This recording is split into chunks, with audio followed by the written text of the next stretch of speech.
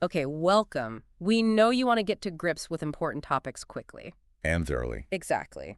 So today, we're doing a deep dive into something really critical. Yes, we're looking at the disproportionate adverse health conditions faced by the LGBTQIA2 plus community. And we're grounding this in research, right? Research that really highlights the health inequities involved. That's the core of it.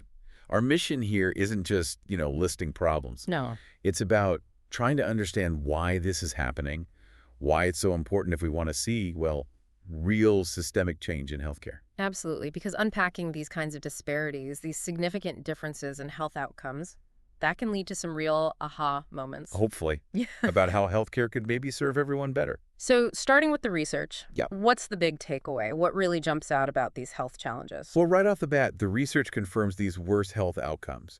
They're not just random chance. Okay. They are directly linked to health inequities, things baked into the system itself. Meaning it goes beyond just individual choices or behaviors. Definitely. Factors beyond individual control are clearly at play.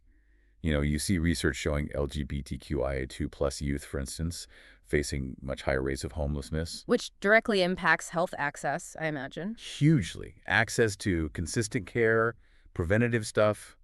It's a very clear example of a systemic inequity playing out. And how does this manifest more broadly? What kind of health issues are we talking about? It shows up in, well, a range of issues. Yeah. Higher rates of mental health conditions, for one.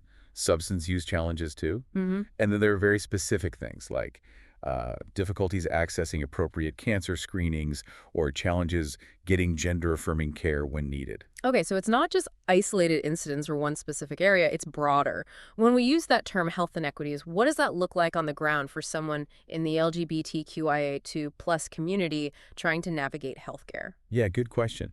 If we think bigger picture, these inequities can show up as simple barriers to getting care that's both appropriate and affirming. What kind of barriers? Well, it could mean there just aren't enough specialists in certain areas, maybe doctors who really understand the specific needs of, say, transgender individuals. Right.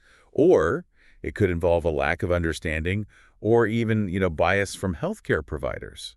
So a patient might feel dismissed, or their concerns maybe get explained away because of assumptions. Exactly. Assumptions about their lifestyle or their identity.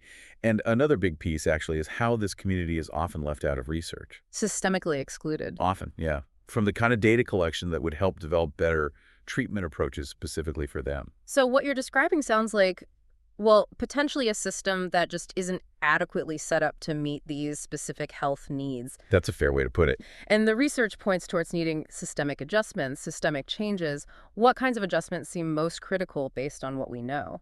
It really pushes us to think about how healthcare systems are structured, how care is delivered, maybe things like making cultural competency training mandatory. Training for providers. For all providers, yeah, and making it ongoing, not just a tick box exercise. So it goes beyond just basic awareness. It has to.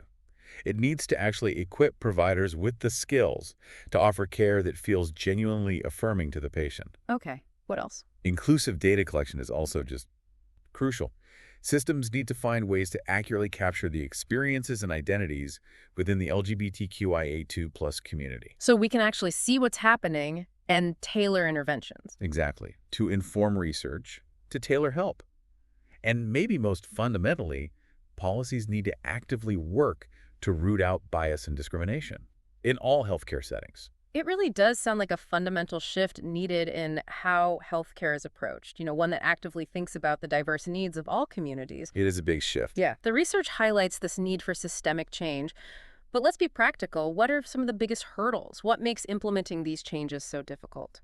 That's the key question, isn't it? A major hurdle can simply be resistance to change, within established systems. Inertia. Inertia, yeah. Or sometimes just a lack of understanding about how urgent this is, or the real impact of these inequities. So how do we overcome that? It takes, well, strong leadership, for one. Yeah. Clear mandates from the top, Right. and ongoing accountability, making sure changes actually stick. Okay. Another challenge is making sure things like training or data collection are actually meaningful, not just token gestures. Right, avoiding the superficial stuff. Yeah, and that means genuine engagement with LGBTQIA2 plus communities themselves, bringing their perspectives in at every stage.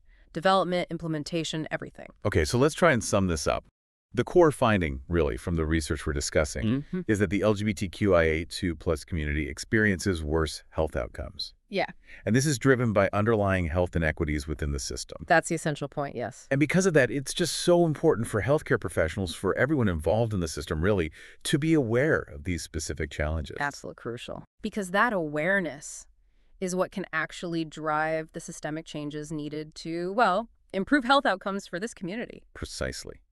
And like we said, awareness has to lead to action, concrete action, at every single level of healthcare. This has been a really valuable discussion, I think. Important points raised. Agreed. And it leaves us, and you listening, with something to think about. What specific changes within our healthcare systems, if they were implemented really thoughtfully, really comprehensively, what changes could have the most significant positive impact on tackling these health inequities we've talked about today? It's a complex question. It is, but definitely one where focused action could make a huge difference.